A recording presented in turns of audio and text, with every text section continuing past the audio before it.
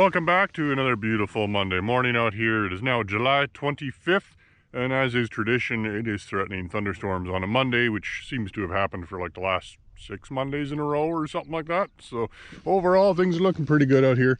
A lot of these dryland cereal fields like this barley are pretty much now into the dough stage, so they're developing really well. And at this point, there's really very little as an agronomist to look for in here anymore other than just harvest staging and grasshopper concentrations. And right now, that is looking pretty good. Probably a few weeks away from harvest timing yet, and grasshoppers, this morning at least, don't seem to be an issue.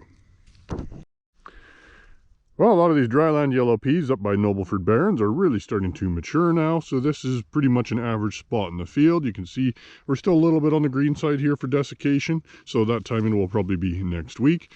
When it comes to desiccation, you really have two choices: the Reglone Ion style family of products, which are a quick acting desiccant, usually 5 to 7 days after application. You can be combining depending on the weather. The other option is Roundup and Heat, which will give you better weed control, but won't really speed along harvest all that terribly much. You'll probably still be, 10 to 17 days away from combining. But yeah, next week should be about right for this field. This spot looks pretty good, but there is still some pretty large green areas over here. So we'll have to reassess next week.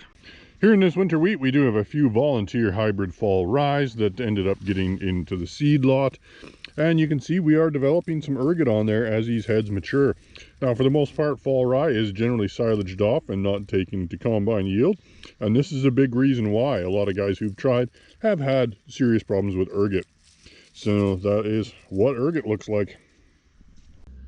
Canola this week, especially the dryland, is really in decreasing bloom now. This field on average is pretty much final blooms, but there's still a few patches that are flowering. So Lygus numbers are starting to come up a little bit.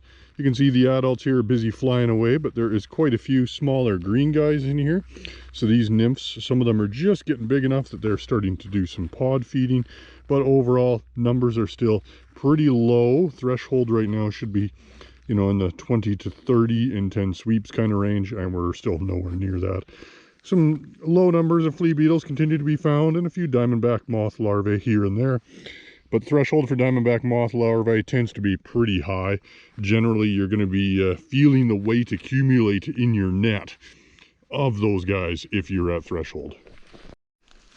Well, these dryland oats that are being grown for grain are looking pretty good this week. These guys are coming into milk stage. They're filling out pretty well. So a couple more weeks and we'll probably be ready to swath these guys. Well, here along the edge of this wheat field, you can see the grasshopper situation is still ongoing as they start to move off of grazeland. However, not as much as last year because the grazeland is still quite green. So these heads are really starting to move into the dough stage now on this wheat. So they are pretty much getting filled out pretty rapidly.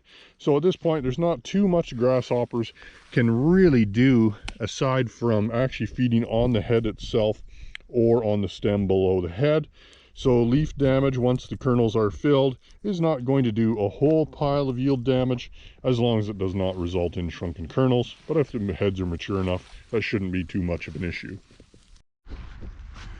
Well, the corn out to the west in the Nobleford area is looking pretty good this week. It is developmentally a little bit farther behind the stuff in the Picture Butte Lethbridge area due to reduced heat units, but it is now pretty much getting up to shoulder height on me and looking pretty good.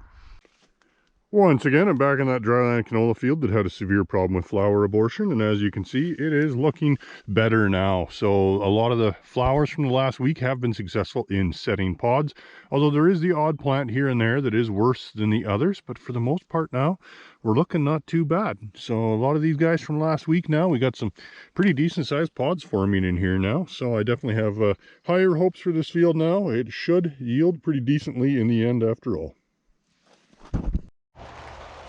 Well, the corn by Lethbridge is looking really good this week. It is now more than 1 lisle tall. I'm holding the camera at my upper extension here right now.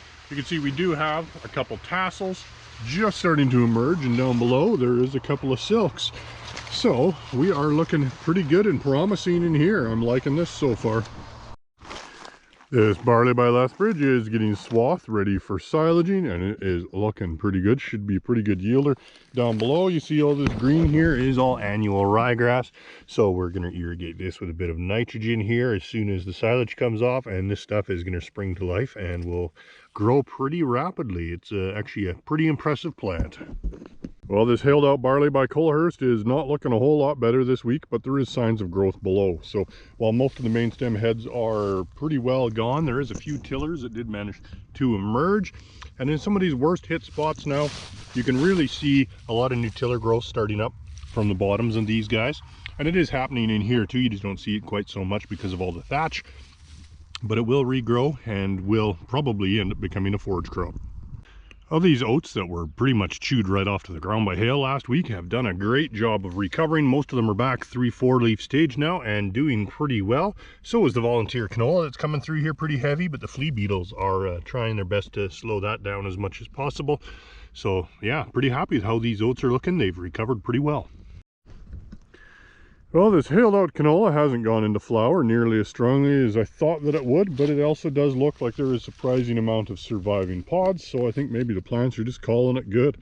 When you open up some of these bruised pods, however, though, you can really see here by my thumbnail, you can see some aborted seeds in there, another patch there, and another one down there wherever the hail bruising was significant. There is quite a few of these pods are pretty badly bruised, so probably at least the one half of them there will not have any seed. The other half is in better shape. Maybe it will. A few pods have been busted off far enough that they are prematurely drying down. Like this guy here, you can see he's already split. So it remains to be seen what the final yield will be in a field like this, but like this patch here is actually looking not too bad right now. And so far there's been little to no signs of disease ingress in a lot of these canola stems. We did spray this canola with Miravis Bold just a couple days after the hail to protect it from blackleg and sclerotinia moving into these open bruises. And you can see these bruises look pretty healthy now. When I section the stem at them, there is no internal signs of disease progressing through the stem yet. So we are looking as good as we could reasonably expect. The hailed out corn this week is attempting to regrow, some with more success than others. A lot of these ones that were chewed off right to the ground are not doing anything. Some of these guys, you can see this one looks like it's trying to put out new leaves here, but they're trapped up above, so that's looking kind of ugly. Some of these other guys, you can see they're continuing to push out existing leaves. This one here has a couple new leaves have emerged since. But some of these have so much stem damage, they're really suffering. Like this guy, I don't know if he's even really trying. He's still green, which means he's alive. But you can just see the volume of stem damage on there. He's in pretty tough shape, especially now.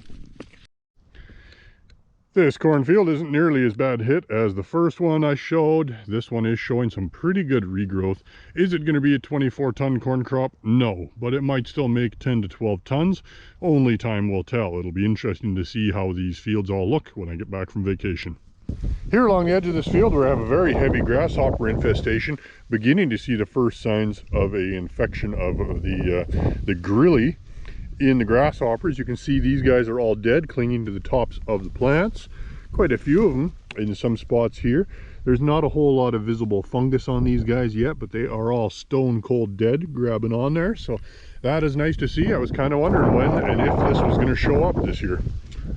Back to the lentil field that had focus applied on this side. As you can see, it's got a few weeds in it, but it's not too terribly bad. Over on this side was supposed to be seeded into barley, so it did not have focus applied in the fall of 21.